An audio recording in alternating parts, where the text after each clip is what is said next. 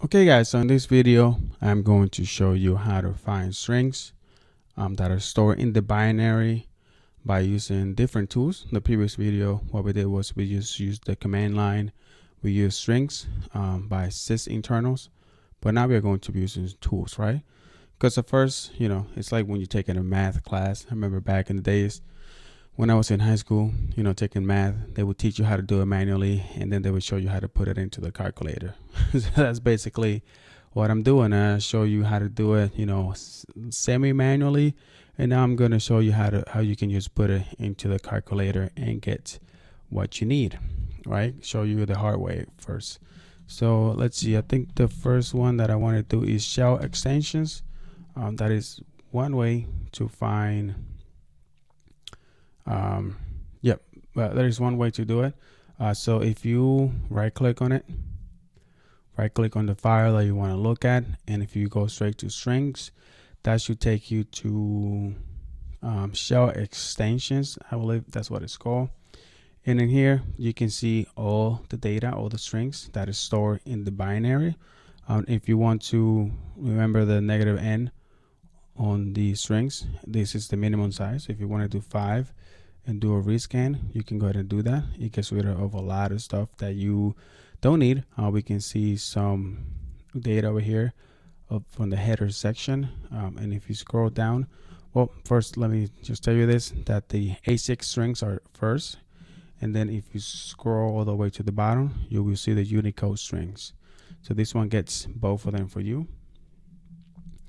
And we can see over here some of the same strings that we saw before. We saw a domain name in here, and we also got an email, looking good. Also some Windows APIs are in here. Like in here, you can see some DLLs that are being loaded. You can see some error messages in here that we have, and then we see a lot of just random strings in here. Good. What else can you do from here?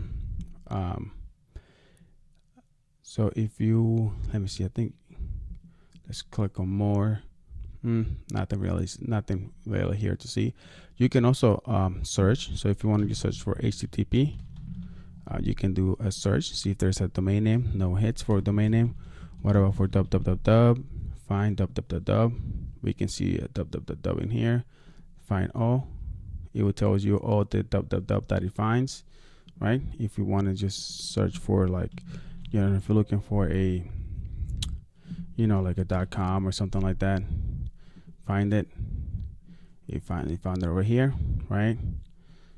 So yeah, those are stuff that you can, just look for in here.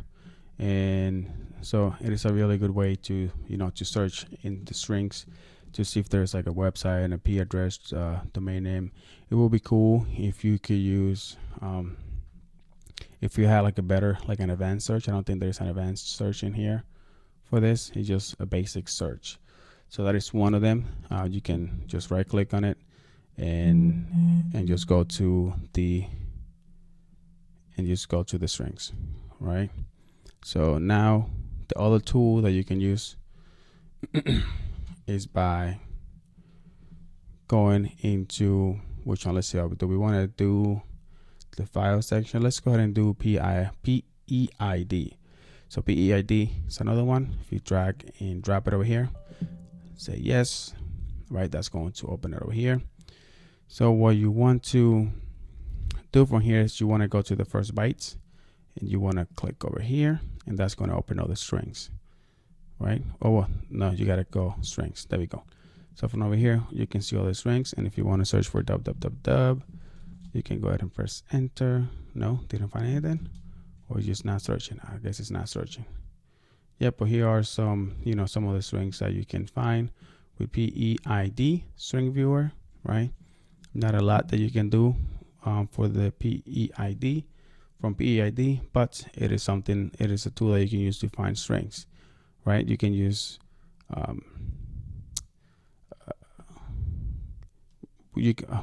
show you first was how to right click on it and go to strings, which was a little bit better than just using PEID. So for me, I don't use PEID, and I don't really just go right click on it and go to strings. My go-to tool is PE Studios. PE Studios has everything in it, and it also has strings.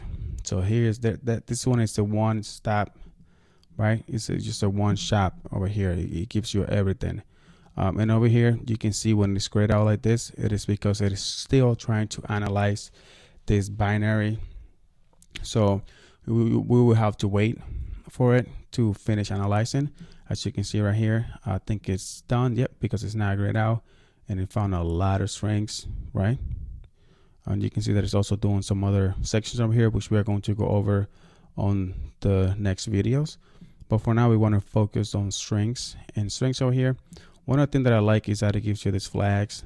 Basically, these flags could potentially mean that these strings are being used for malicious or has malicious intent. So they do have the flag over here, and you can filter it. So you can say we have only two flags over here. Get keyboard type. So I guess it's typing with the keyboard over here, or it could be that it is just a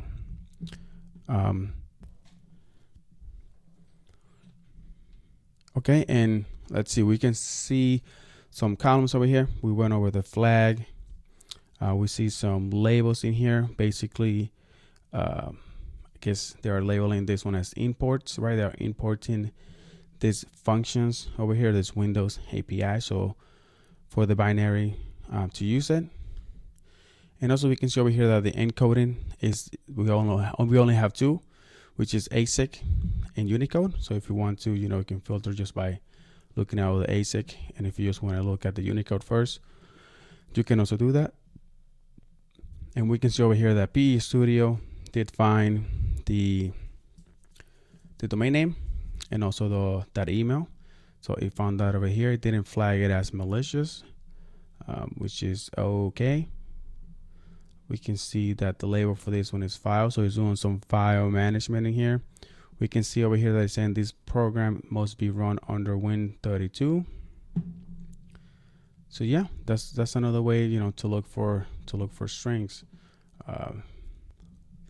There's just a lot of strings over here, which if you could, there's no way for you to basically do, like a minimum search. It by default is just 3 over here.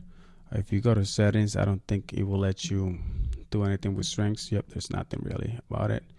But you can just filter by the size, right? By the size bytes, and you can see that this one has 80 bytes. So there's a lot longer. So this one are just sentences over here. This one says to close your mouse cursor to the top left corner of your screen. There's some larger text or bytes over here, as you can see. And that's where the juicy could be. You can find like a cmd.exe command that they're trying to execute. So I do like to focus on bigger size bytes first, and then moving down and see what we can find, right? But yeah, this is it for this video. I don't know why my machine just shut down randomly. I did not do that.